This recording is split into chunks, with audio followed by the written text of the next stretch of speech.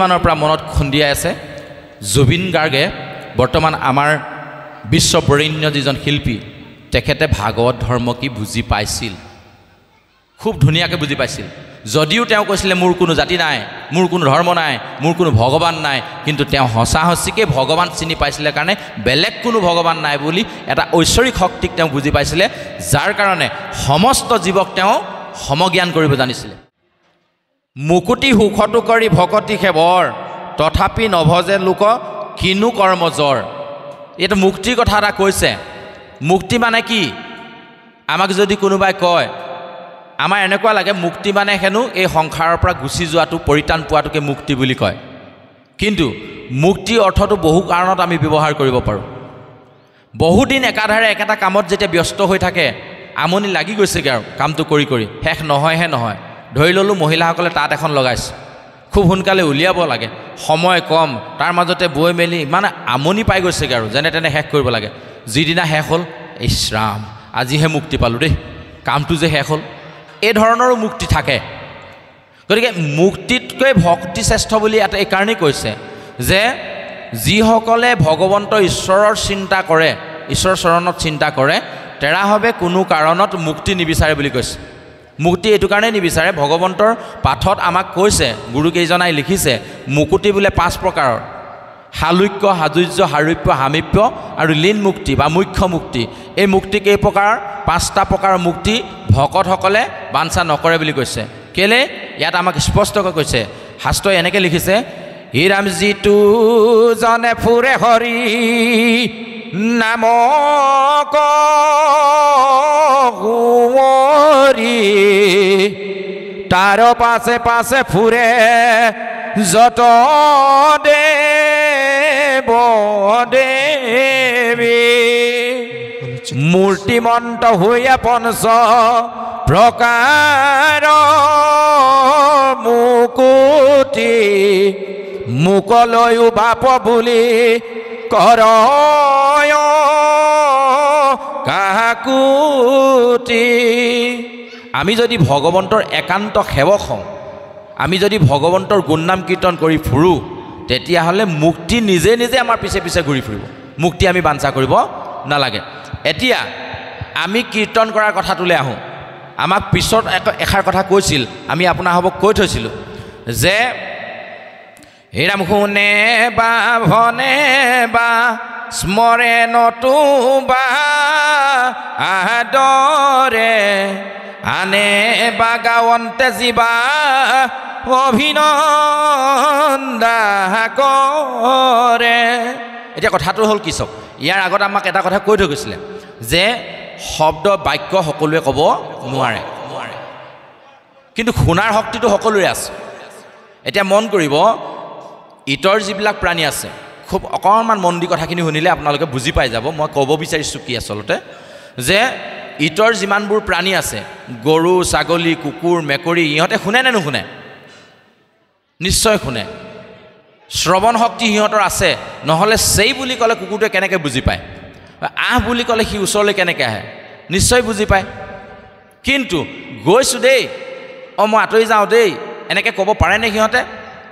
নোৱাৰে ক'ব পৰা শক্তিটো সিহঁতক দিয়া নাই সেইকাৰণে সিহঁত দুখীয়া জীৱ ভগৱন্তই সিহঁতক দুখীয়া জীৱ বুলি কৈছে এই দুখীয়াসকলক সেইকাৰণে আমাক দয়া কৰিবলৈ কৈছে মৈত্ৰজনক সমভাৱ জ্যেষ্ঠজনক সৎকাৰ দৰিদ্ৰত দয়া কৰিবা বাৰম্বাৰ শাস্ত্ৰই আমাক কৈছে আমি দৰিদ্ৰত দয়া বাৰম্বাৰ কৰোঁনে আমি নিজক যদি সোধোঁ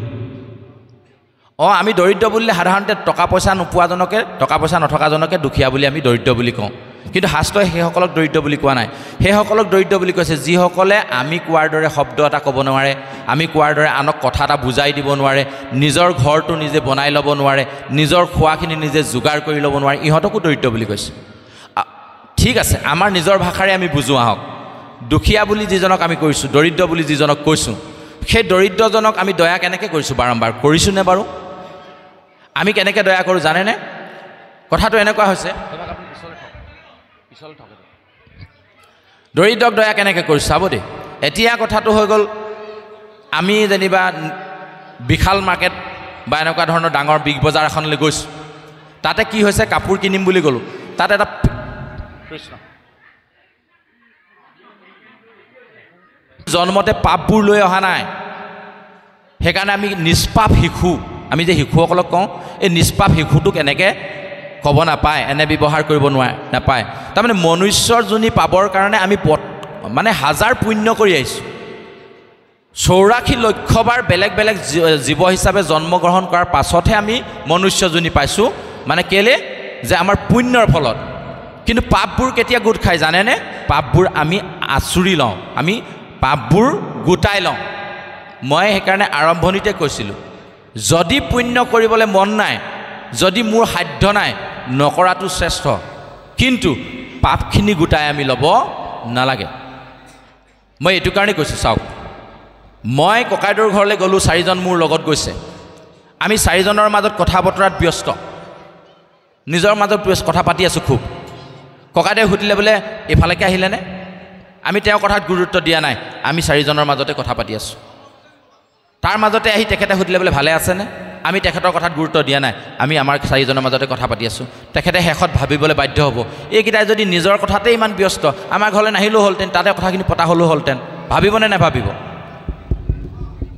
গতিকে মই পাপ এটা গোটাই ল'লোঁ মই দুখ এটা গোটাই ল'লোঁ কি সেইদিনা ককাইদেৱে মোক চিনি পালে যে এইটো বৰ কিবা ধৰণৰ মানুহ দেই মানুহৰ ঘৰলৈ গ'লে নিজৰ মাজতে ব্যস্ত হৈ থাকে কেলে আহিছে সুধিলেও কথাটো ক'ব নাজানে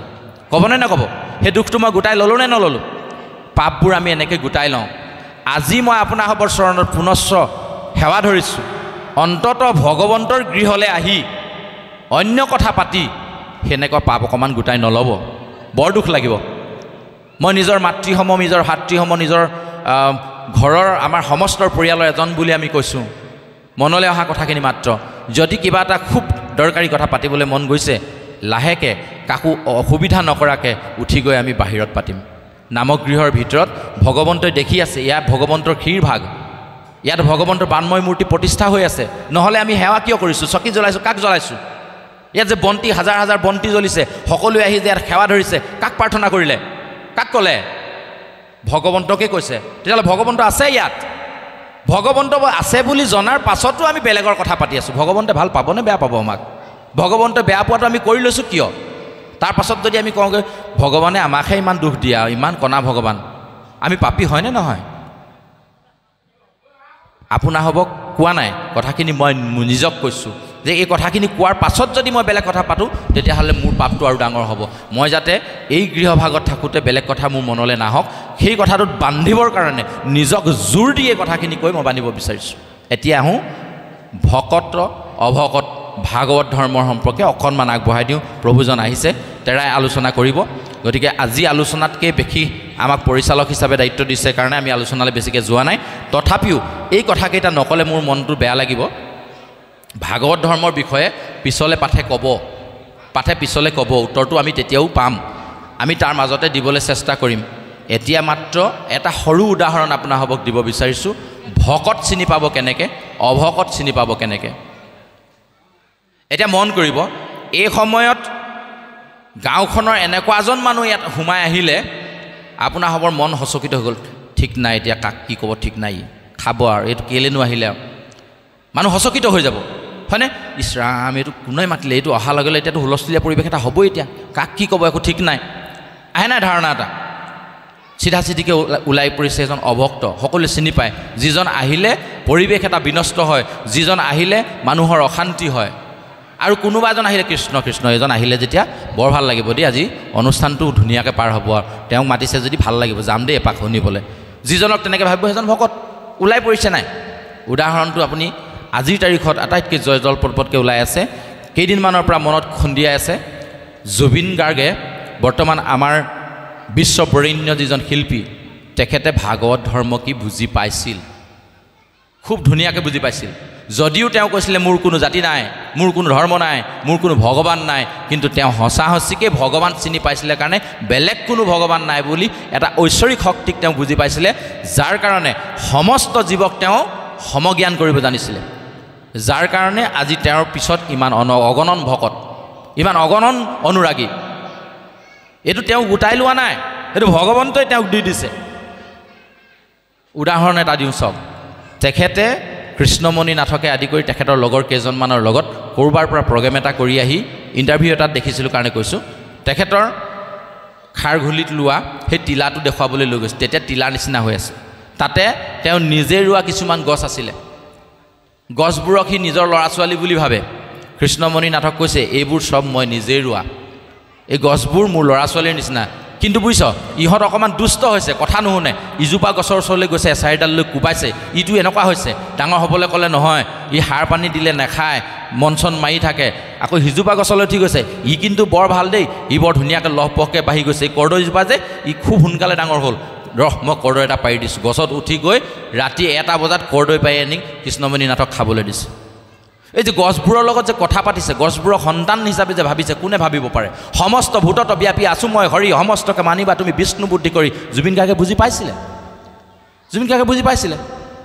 সেইটো কাৰণে তেখেতে সেই জীৱক গছৰ মাজত যে জীৱ আছে সেইটো বুজি পাইছিলে আমিহে বুজি নাপাওঁ আমি গছজোপা মন গ'লে কাটি পেলাওঁ মন গ'লে উঘালি পেলাওঁ সন্তানৰ নিচিনা কোনোদিন ব্যৱহাৰ কৰি পোৱা নাই ইয়াৰ উপৰিঞ্চি দৰিদ্ৰত দয়াক জুবিন গাৰ্গে কৰিছিলে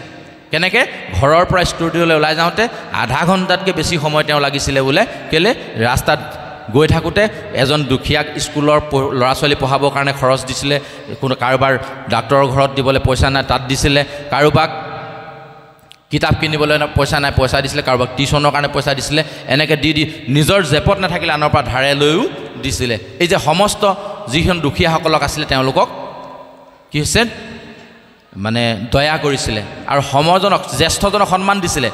এবাৰ মই বেয়া পাইছিলোঁ তেখেতক কেলৈ জানেনে যেতিয়া খুঁটাত উঠি দিছিলে 2টা গান গালে খুঁটাত বগাই দিলে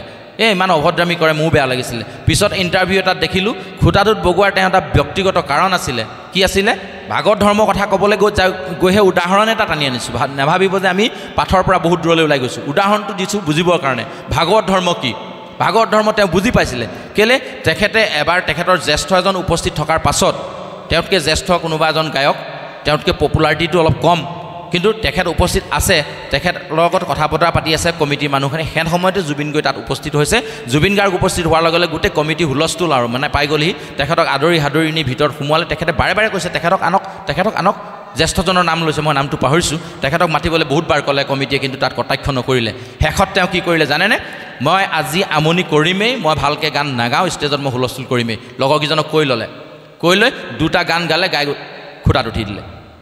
তে জ্যেষ্ঠজনক সন্মান কৰিছে জ্যেষ্ঠজন তেওঁতকৈ কম পপুলাৰিটি থাকিব পাৰে কিন্তু তেখেতক মাতা ভিতৰলৈ মোক মাতিলে নহ'ব তেখেতকো মাতা এই যে যিবোৰ জ্ঞান আছিলে তাৰ কাৰণে আজি উত্তৰ পুৰুষে তেওঁৰ পিছত ইমান বলিয়াৰ দৰে দৌৰিছে ভাগৱত ধৰ্ম তেওঁ বুজি পায় ভক্ত অভক্ত তেখেতৰ উদাহৰণে আপোনাকো বুজাব বিচাৰিছোঁ তেওঁ সকলোকে সমজ্ঞান কৰে কাৰণে জুবিন ভক্ত কিন্তু তেওঁৰ লগতে অহৰ্নিশে ঘূৰি ফুৰা 2জন অভক্ত বৰ্তমান জেলৰ কোঠলিত সোমাই আছে তেওঁ অভক্ত প্ৰমাণ হ'ল নে নহ'ল যেনেকৈ যাদৱ কুলত ভগৱন্ত থকাৰ পাছতো বা যাদৱ কুলৰ সমস্ত যিখিনি যাদৱ বংশ আছিলে তেওঁলোকে চিনি নাপালে কৃষ্ণই যে ভগৱান ঠিক একেধৰণে জুবিন কাষতে সদায় থকাৰ পাছতো সেই 2জনৰ মই নাম নলওঁ যিকেইজনে 2জন বুলিয়ে নহয় 4-5জন যাৰ এতিয়া যে কাৰাগাৰৰ ভিতৰত একেটা ৰুমত একেযোৰ কাপোৰ পিন্ধি 14-15 দিন থাকিবলগীয়া হৈছে মাটিত শুবলগীয়া হৈছে তাৰমানে অভক্ত ভক্তই পালে ভক্তৰ স্থান জুবিন সমাধিস্থলী নহয় জুবিন ক্ষেত্ৰ হৈ গ'ল অহৰ্নিশে ভক্তৰ সমাগম কি পাইছে তাত মানুহে ৰাতি 1টা বজাত আজি তাৰিখত গৈ পিনি তাত চাকি জ্বলাই আছে হুলস্থুল কৰি আছে চৰকাৰে নিৰ্দেশ দিছে ৰাতি 1টা বজাত তালৈ যাব নালাগে তথাপিও কৈছে আমি যাম তাত গৈ যিটো পবিত্ৰতা অনুভৱ কৰিছোঁ যিটো